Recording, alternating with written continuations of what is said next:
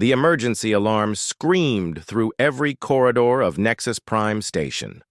Red lights flashed in patterns that made even the calmest aliens nervous.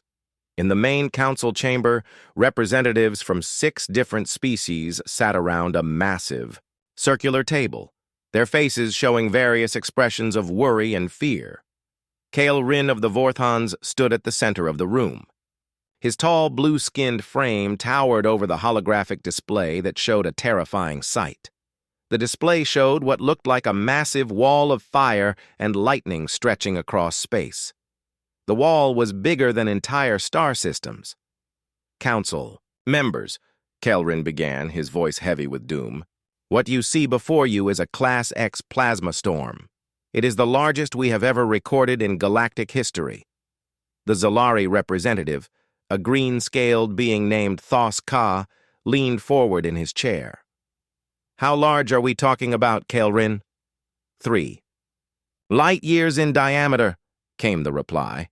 "The storm contains enough ionized energy to strip the atmosphere from any planet in its path. Any electronic system that comes into contact with it will be completely destroyed within seconds." A collective gasp filled the room. Even the normally calm Kryn delegation showed signs of distress, their feathered crests rising in alarm. Kyle Rin continued his presentation.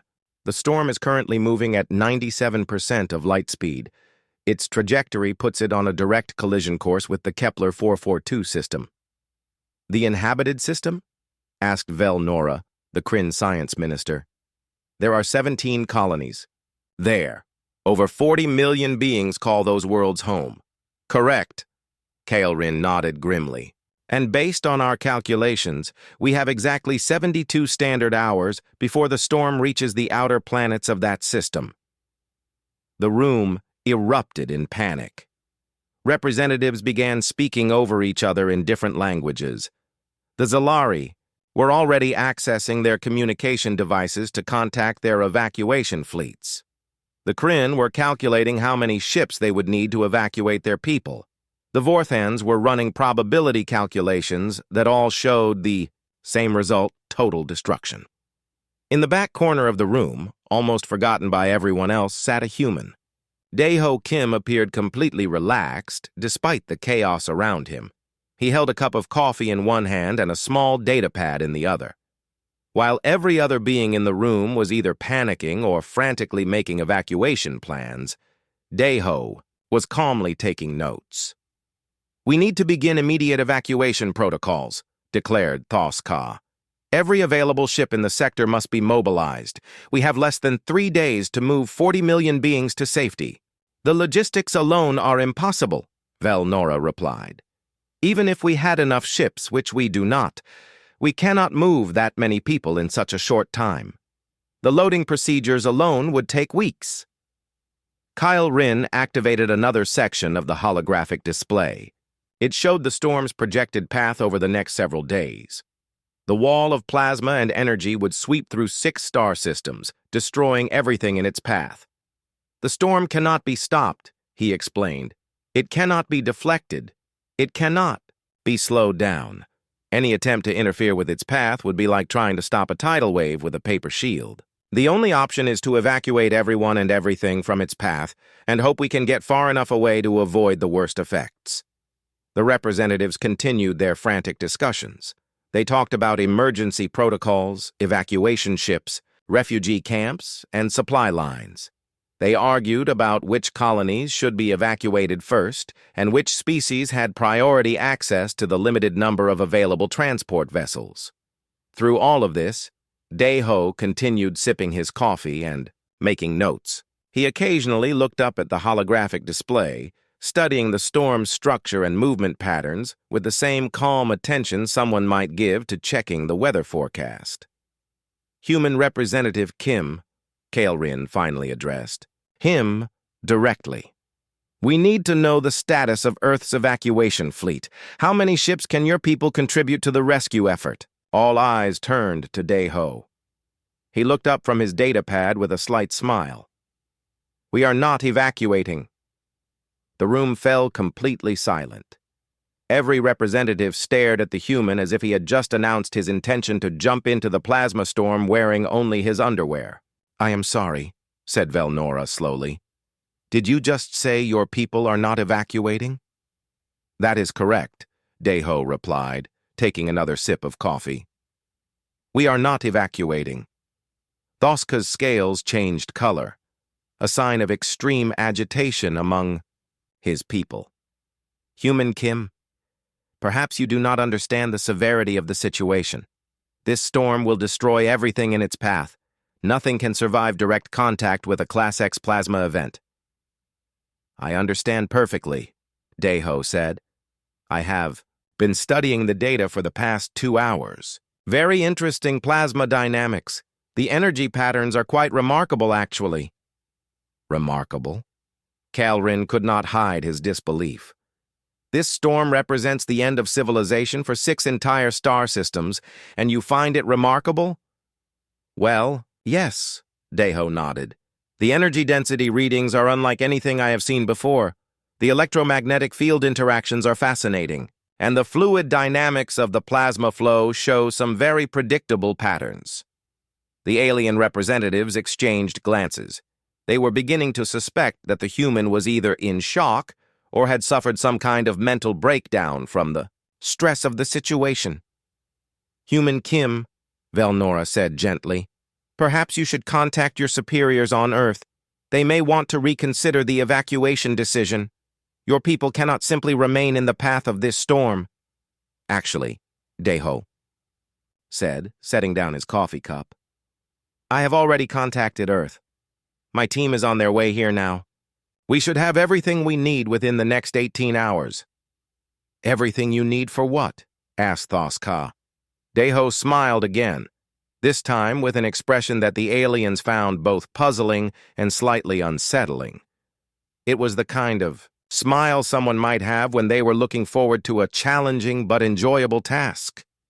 "Everything we need to deal with the storm," he replied simply. The room erupted in confusion once again. The alien representatives could not understand what the human meant by dealing with a force of nature that could destroy planets.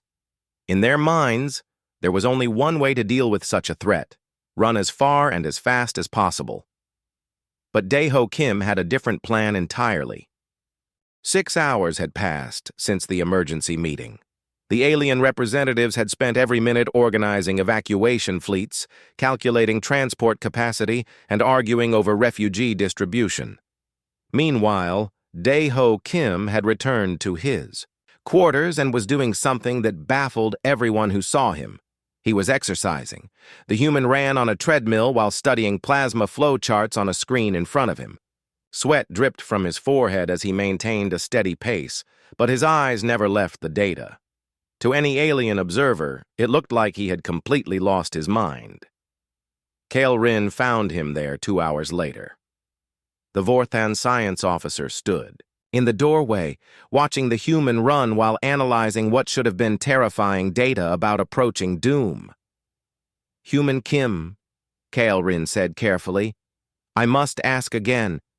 Are you certain your people understand the danger they are facing?" Deho slowed the treadmill to a walking pace, but did not stop. "Oh, we understand perfectly. This is going to be quite challenging. That is why I am preparing." "Preparing how? By running in place?" "Cardiovascular preparation is important for any endurance event," Deho replied, as if this explained everything. "My heart rate needs to be optimized for extended periods of high-stress activity." Calrin's confusion deepened. "What does your heart rate have to do with a plasma storm?" Before Deho could answer, the station's docking alert chimed. A new ship had arrived. Through the observation windows, they could see a sleek human vessel settling into the docking bay. "Ah, perfect timing," Deho said, finally stopping the treadmill. "My team is here." 20 minutes later, the council chamber had been converted into a presentation room. Dr. Sujin Park stood at the front, setting up her own holographic display while her team of 5 other humans arranged equipment around the room. The alien representatives sat in their seats, watching with growing bewilderment.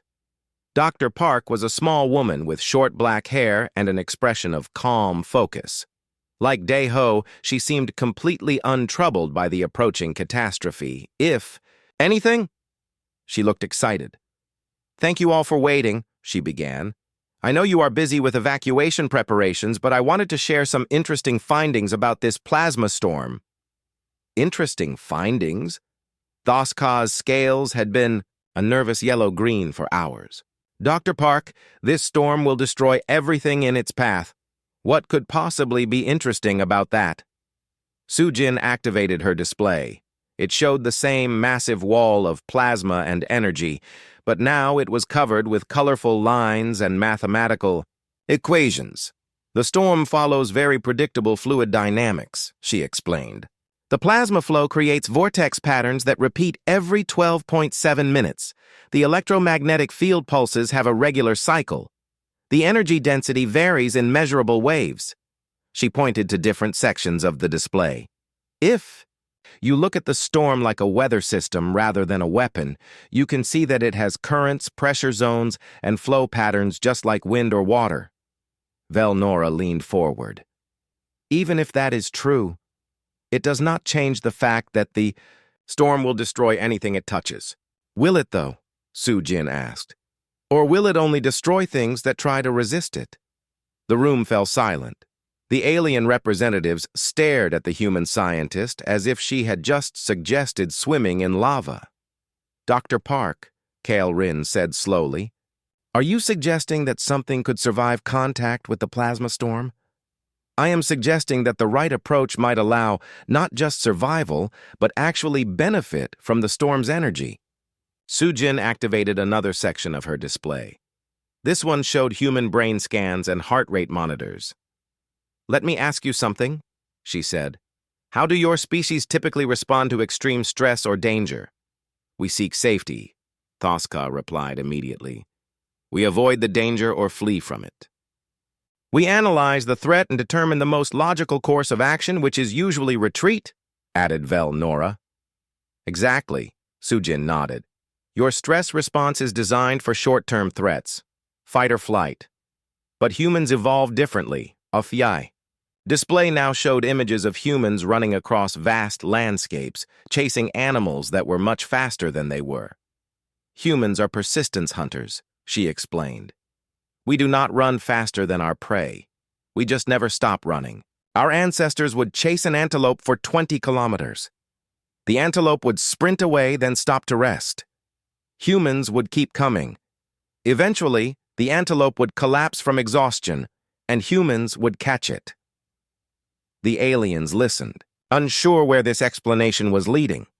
"Our stress response is different," Sujin continued. "Instead of panic or retreat, we enter what athletes call the zone. Our heart rate stabilizes. Our breathing becomes more efficient. Our focus improves. We can maintain peak performance for hours or even days." She showed them more brain scans. "When humans face an endurance challenge, our brains actually work better. We become calmer, more focused, and more efficient. The longer the challenge lasts, the better we perform." "But what does this have to do with the plasma storm?" asked Kyle Rin. "Everything," Sujin replied. "You see this storm as an unstoppable force that must be avoided.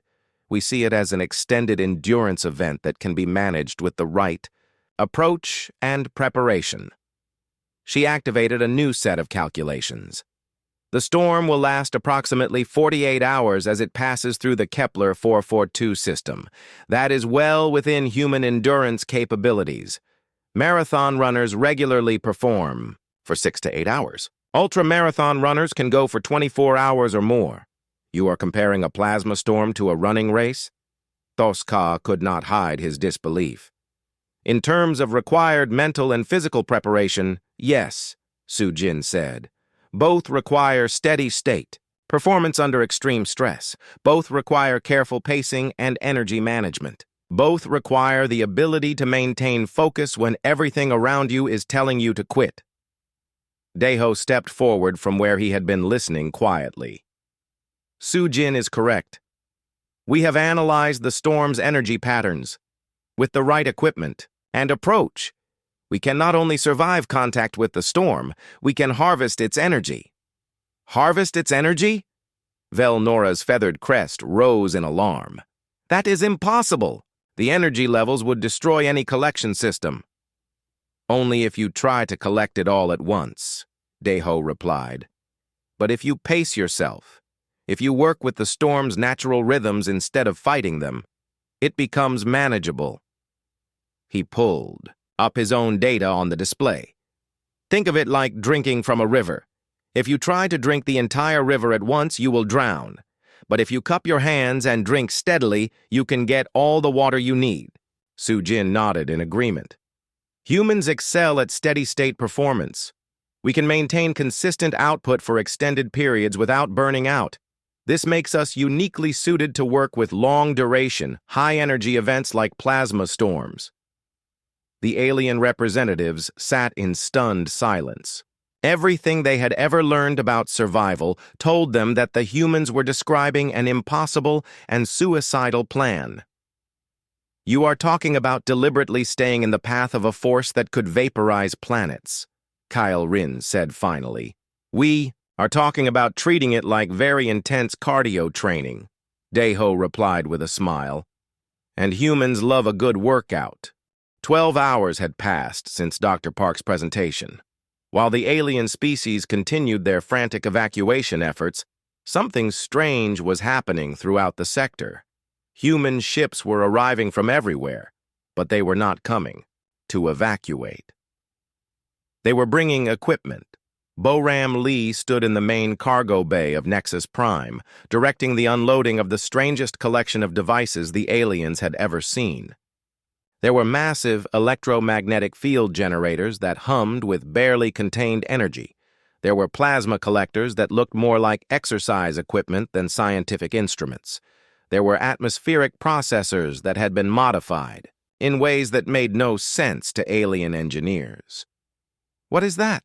asked Thoska, pointing to a device that looked like a giant hamster wheel covered in energy collectors. "Rotational plasma harvester," Boram replied, patting the machine affectionately. "It spins to match the storm's vortex patterns, very efficient for extended energy collection." "And those?" Velnora indicated a row of sleek silver pods. "Personal endurance chambers. They maintain optimal body temperature and provide nutrient supplements during long-duration operations." The aliens watched in growing confusion as humans assembled their equipment with the same casual efficiency someone might use to set up a gym. There was no panic, no fear, no sense of impending doom. The humans chatted easily while they worked, occasionally stopping to do stretching exercises or drink protein shakes. Deho approached carrying a tablet full of data. "Boram, how is the equipment setup progressing?" "Right on schedule," she replied. "We should have the primary collection network online within 6 hours. The monitoring stations are already reporting excellent plasma density readings from the storm's outer edge." "Monitoring stations?" Kyle Rin had been observing their activities.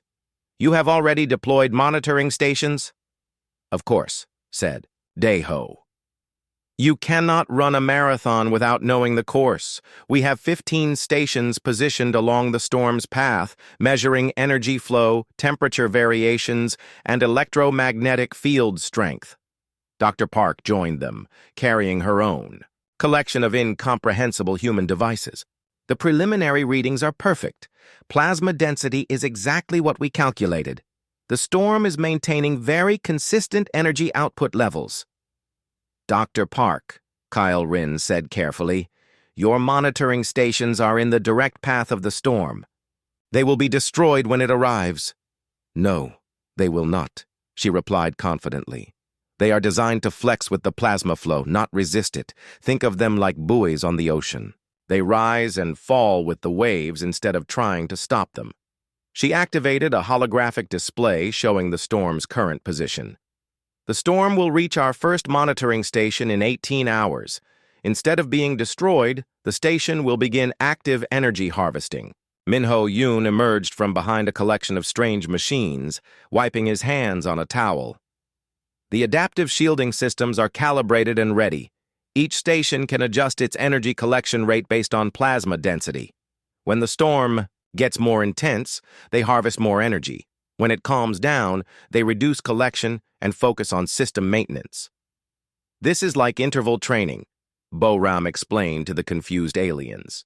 You work hard during the intense phases, then recover during the easier phases. It lets you maintain performance for much longer periods. Thoska's scales had turned a deep purple, indicating extreme stress. You are describing a deliberate plan to remain in contact with a force that could destroy entire planets. We are describing a plan to work with the storm instead of fighting it, Daeho corrected. Fighting the storm would be like trying to punch the ocean. Working with it is like learning to swim. The humans continued their preparations with the same calm focus athletes might show before a major competition. They checked their equipment multiple times. They reviewed their procedures. They made sure their nutrient supplies were properly distributed. Most strangely of all, they seemed to be enjoying themselves. "I do not understand," Velnora said finally. "Your species is preparing to face a catastrophic natural disaster as if it were a sporting event." "That is exactly what we are doing," Sujin replied. "Humans have been turning survival challenges into competitive events for thousands of years. We have races where people run through deserts, swim across oceans, and climb mountains that should be impossible to climb." She showed them images on her tablet. Ultramarathons through Death Valley, open ocean swimming competitions, mountain climbing in conditions that would kill most life forms. Humans do not just survive extreme challenges, we actively seek them out for fun. "But this is different," protested Kaelrin. "This storm could kill you." "So could any of those other activities," Daeho pointed out. "The key is proper preparation, good equipment, and steady pacing. Do not try to do everything at once. Do not panic when things get difficult. Just maintain your rhythm and keep moving forward."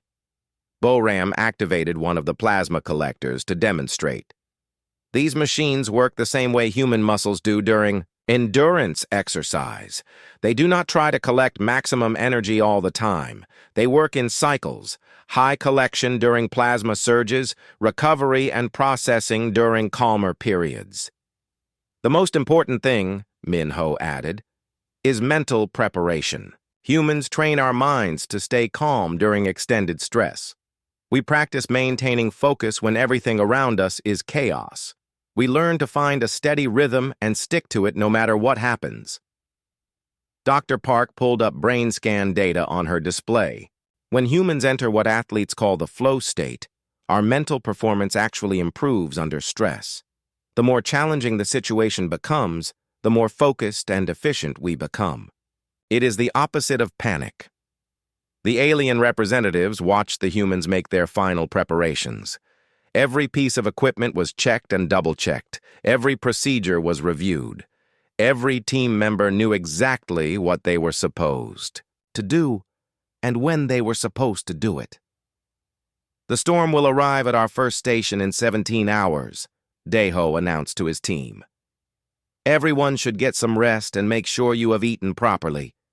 Tomorrow is going to be a long day." As the humans dispersed to their quarters, the aliens remained in the cargo bay, staring at the collection of impossible machines that were supposed to harvest energy from a force that could destroy civilizations.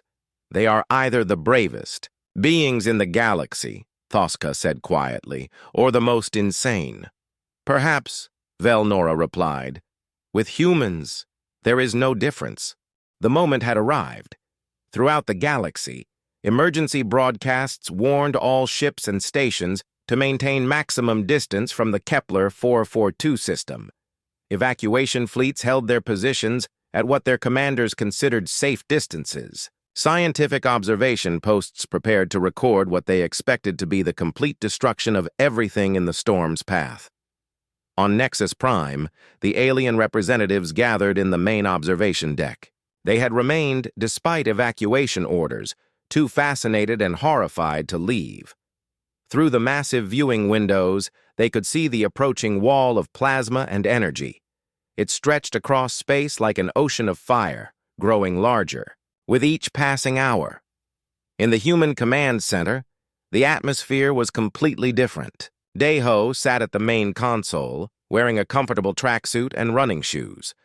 Dr. Park occupied the station next to him, sipping a protein shake while monitoring plasma density readings. The other human team members were scattered throughout the command center, each one appearing as relaxed as if they were preparing for a morning jog. Storm contact with monitoring Station 1 in 10 minutes, Boram announced from her position at the energy collection controls. All systems show green. Plasma collectors are primed and ready. Excellent, Daeho replied, checking his heart rate monitor. Remember everyone, this is the warm-up phase. Do not try to collect maximum energy right away. Let the station find its rhythm with the plasma flow.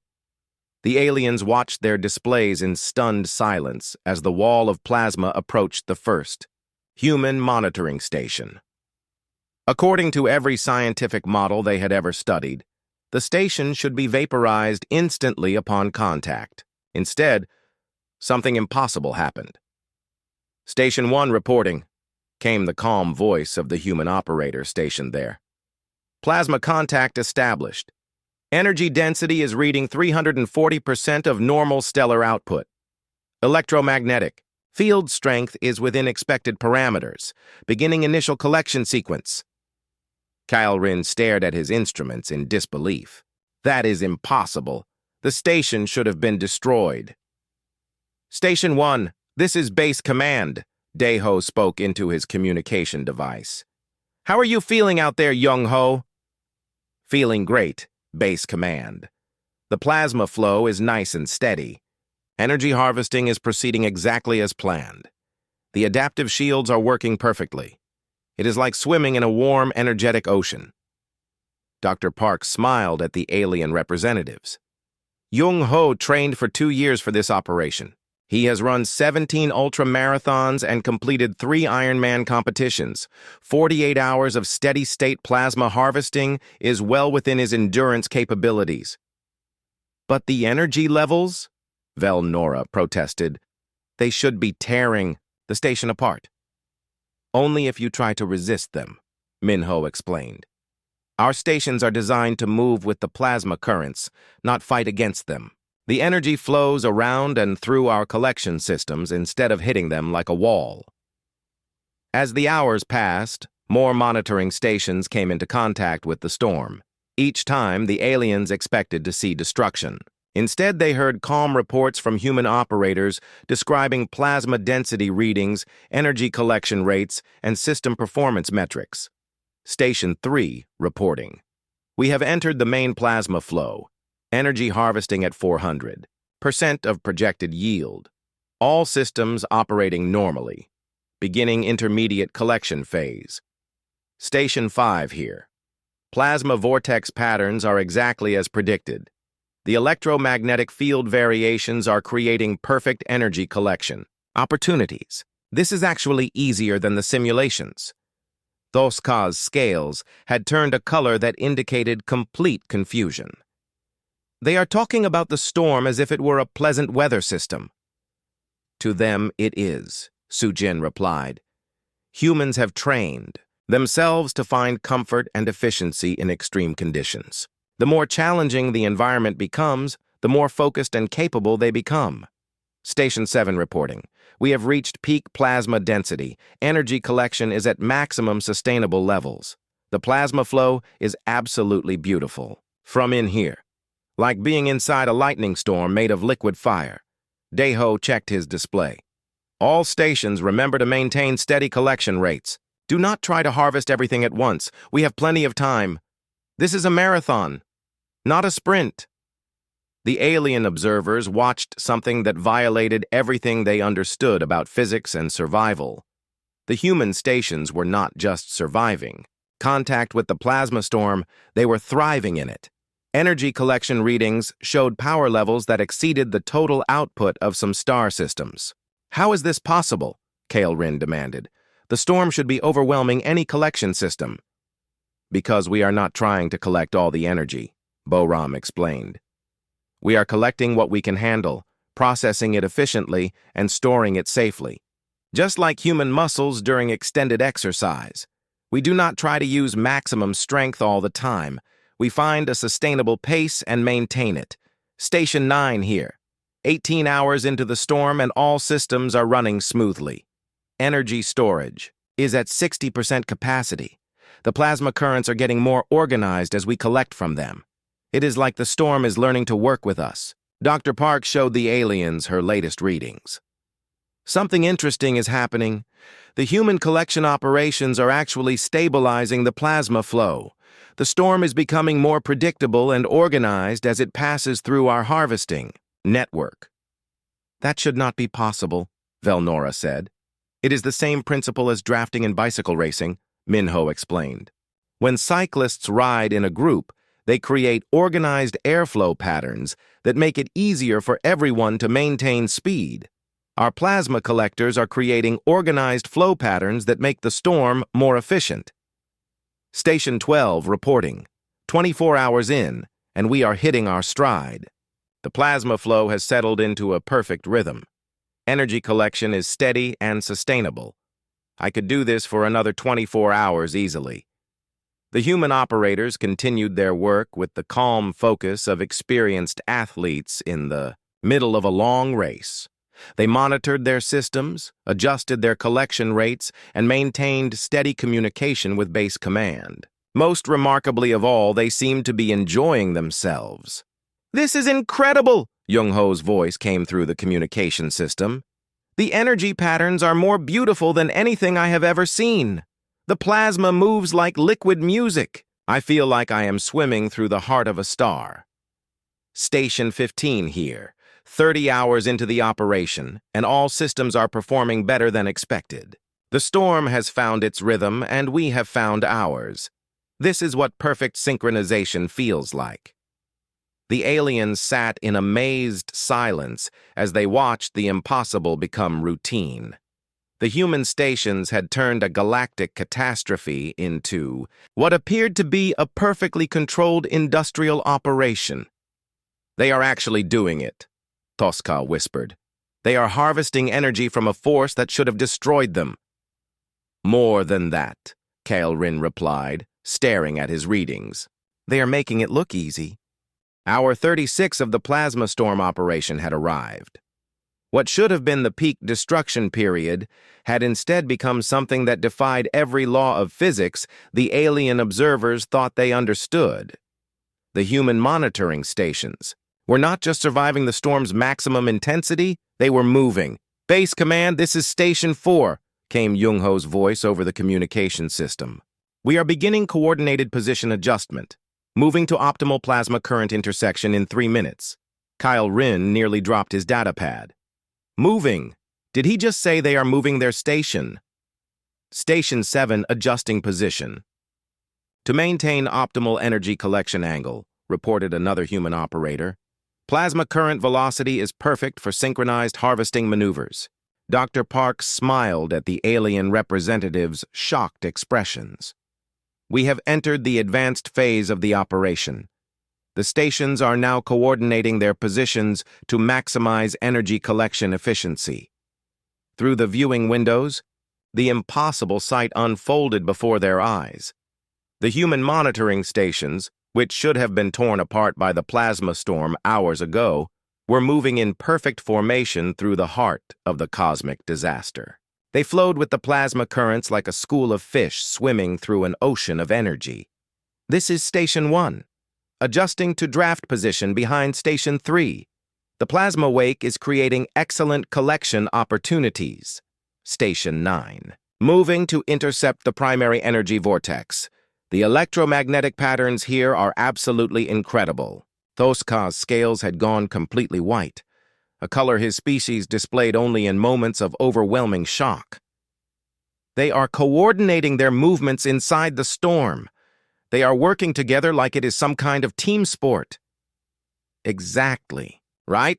Daeho replied, his voice calm despite coordinating the most complex operation in galactic history. Humans excel at team endurance events. We naturally coordinate our efforts to achieve better performance than any individual could manage. Alone. But the energy levels, Velnora protested weakly. The plasma density should make any coordinated movement impossible. Only if you try to fight the current, Boram explained. Our stations are riding the plasma flow like surfers ride waves. They move with the energy instead of against it. Minho activated a new display showing the storm from above. The alien representatives gasped as they saw the human stations arranged in a perfect formation, moving through the plasma like dancers, performing an elaborate routine. Station 12 here. 40 hours into the operation, and we have achieved perfect synchronization with the plasma flow. The storm feels like it is working with us now instead of around us. How do you feel out there, Hyun-woo? Daeho asked the Bai operator. I feel amazing, Base Command. This is what being in the zone feels like. The plasma currents are like music I can feel in my bones. Every energy pulse, every electromagnetic wave, it all makes perfect sense. I could do this forever. Dr. Park showed the aliens her latest readings. The numbers displayed on her screen should have been impossible. The human operations have completely transformed the storm's behavior.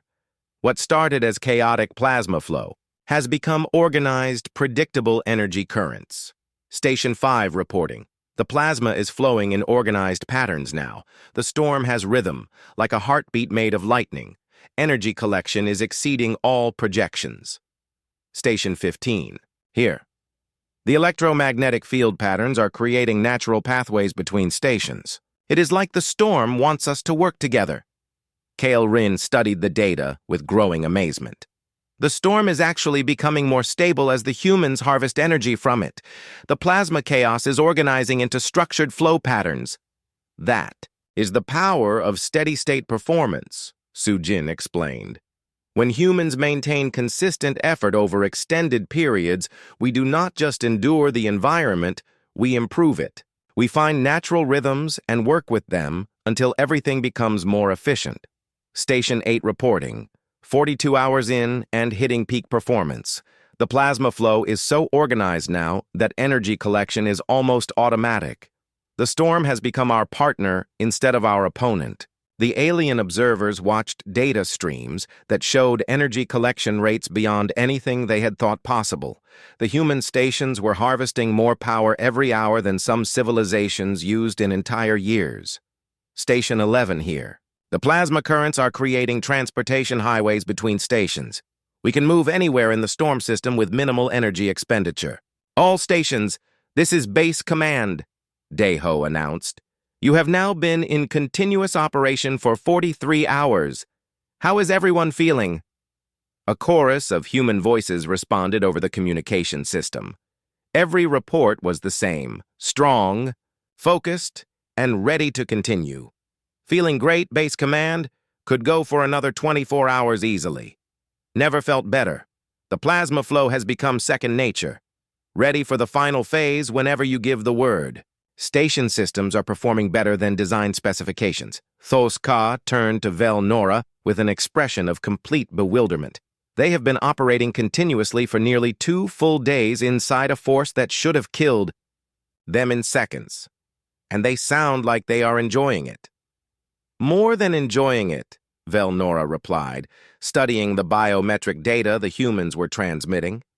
Their performance indicators show they are operating at peak efficiency. Their stress levels are lower now than they were when the operation began. Dr. Park nodded. That is the flow state. When humans achieve perfect synchronization between challenge and capability, we enter a mental condition where peak performance feels effortless. The more demanding the task becomes, the more focused and capable we become. Station 7 here. 45 hours into the storm and we have achieved something incredible. The plasma flow has become so organized that we are actually accelerating the storm's passage through the system. What does that mean? Asked Kale Rin.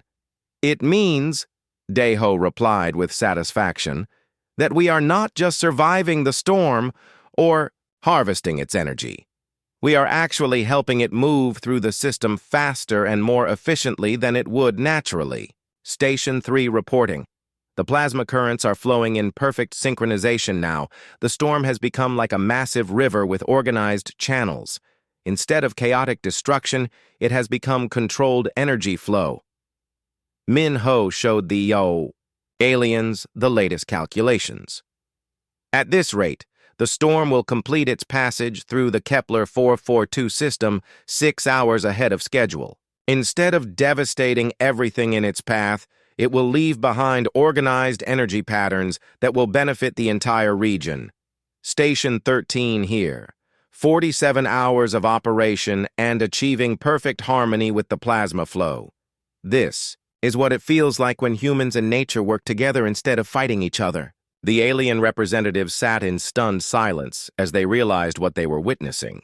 The humans had not just survived an impossible challenge. They had transformed a galactic catastrophe into a demonstration of perfect endurance performance. They have turned the storm into their training partner, Thoska said quietly.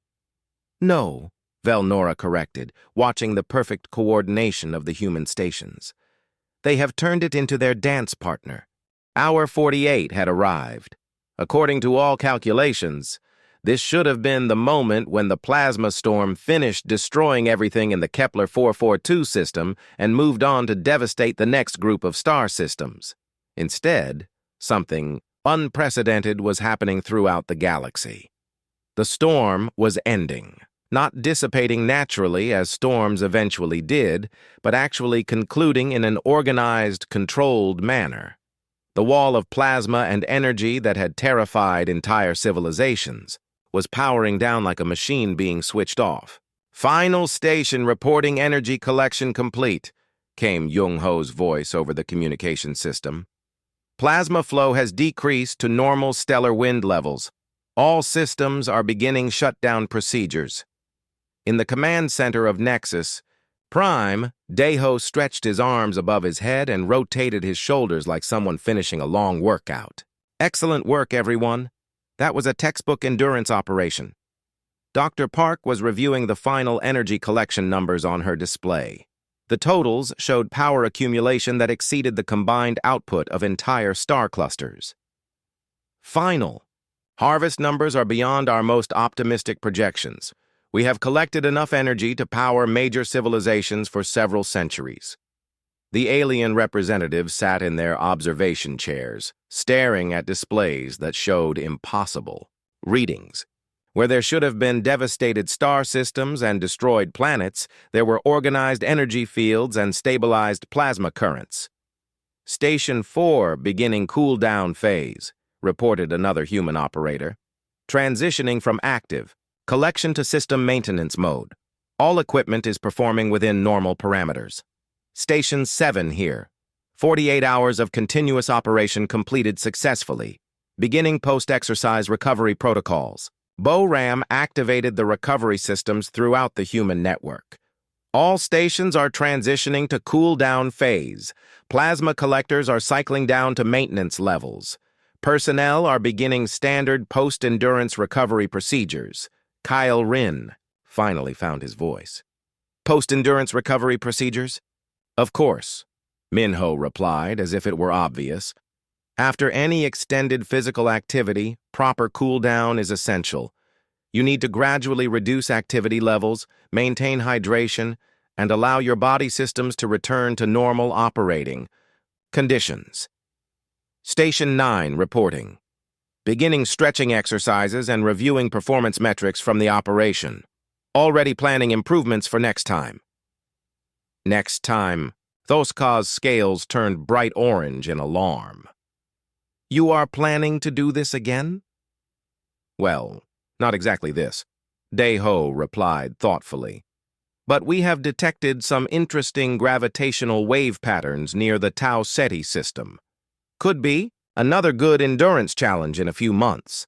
Dr. Park was compiling final reports while doing what appeared to be yoga stretches. This operation exceeded all expectations. The plasma storm provided ideal conditions for extended duration. Energy harvesting. The electromagnetic field variations created perfect interval training opportunities. Station 12 here. Cool-down phase proceeding normally.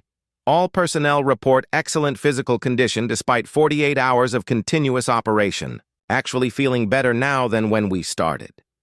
The human operators throughout the storm zone began their recovery procedures with the same calm efficiency they had shown throughout the operation. They reviewed their performance data, maintained their equipment, and gradually reduced their activity levels. Station 5 reporting. Post-operation analysis shows perfect synchronization between human performance and plasma flow dynamics. The storm provided exactly the right level of challenge to maintain peak efficiency without overexertion. Velnora was studying the readings from throughout the former storm zone. The energy patterns left behind by your operation are actually beneficial. The plasma flow has created organized electromagnetic fields that will improve stellar wind patterns throughout the entire region. That makes sense, Sujin replied. When humans exercise properly, we do not just maintain our fitness, we improve it. The same principle applies to working with natural energy systems. Station 15 here. Final equipment check complete. All systems performed better than design specifications. The plasma environment actually improved our collection efficiency over time. Minho showed the aliens the biometric data from all human operators. Everyone maintained optimal performance throughout the entire 48-hour period. Heart rates stayed in target zones. Stress indicators remained low. Focus and efficiency actually improved during the most challenging phases. Station 3. Reporting. Cool-down phase complete. All personnel are ready for standard duty rotation. Equipment is secured and ready for future operations. Daeho received a communication alert on his console. He read the message and smiled. Interesting. We have just received a request from the Andromeda Research Council. They have detected what appears to be a Class 3 energy storm approaching their sector. Class 3? Kyle Rin's voice cracked. That is twice as powerful as what you just survived. Survived is not the right word, Boram corrected. We thrived in it. And a Class 3 storm sounds like an excellent opportunity for some high-intensity interval training. The human team began discussing the new challenge with the same enthusiasm athletes might show when planning their next competition. They talked about equipment modifications, training schedules, and performance goals. Station 8 here. Post-operation recovery complete. All personnel report excellent condition and high morale. Ready for next assignment whenever you give the word. Dr. Park compiled her final analysis of the operation. Preliminary conclusions confirm that human endurance capabilities are uniquely suited to large-scale energy harvesting operations. The plasma storm provided an ideal environment for demonstrating steady-state performance under extreme conditions. We should probably start training for the Class 3 storm, Daeho said to his team. It will require better cardiovascular preparation than this one did. The alien representatives watched the humans begin planning their next impossible challenge. Where other species saw catastrophic natural disasters, humans saw training opportunities. Station 11 reporting. All recovery procedures complete. Equipment maintenance finished. Personnel are already discussing training regimens for future high-energy operations. I do not understand, Thoska said finally. You have just completed what should have been an impossible survival challenge, and you are already planning to do something even more difficult. That is how improvement works, Daeho explained. You find your current limits, then you train to exceed them. The plasma storm was excellent practice, but we can do better. Station 7 here. Cool-down phase complete. All systems secured. Looking forward to the next endurance challenge. The final reports came in from throughout the former storm zone. Every human station reported successful operation completion, excellent equipment performance, and high personnel morale. Most remarkably, several operators requested immediate assignment to the next high-energy operation. 48 hours of continuous peak performance inside a force that should have killed them, Velnora said quietly. And they are treating it like it was a successful training session. Because that is exactly what it was, Sujin replied. Humans do not just survive extreme challenges. We use them to become stronger, faster, and more capable. Every impossible task is just preparation for the next one. Kael Rin looked at the energy readings that showed enough power to supply civilizations for centuries. You have turned a galactic catastrophe into the largest energy collection operation in recorded history. We have turned it into a good workout, Deho corrected with a smile. And we are just getting started. The communication system crackled with one final message. All stations reporting. Operation complete. Personnel rested and ready. Bring on the next challenge. The aliens realized they were witnessing something that would change their understanding of what was possible. Humans did not just survive the impossible, they made it look like exercise, and they were always ready for a harder workout.